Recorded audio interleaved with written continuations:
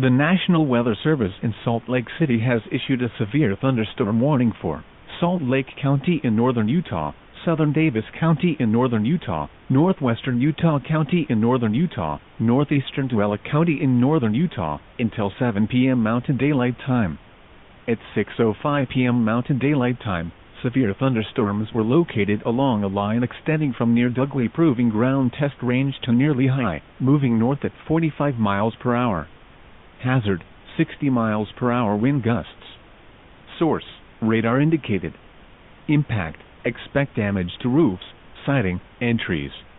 Locations impacted include Salt Lake City, West Valley City, Sandy, Murray, Bountiful, Tooele, Grantsville, West Jordan, Taylorsville, South Jordan, Lehi, Draper, Riverton, Pleasant Grove, Cottonwood Heights, Midvale, Holiday, American Fork, South Salt Lake and Harriman.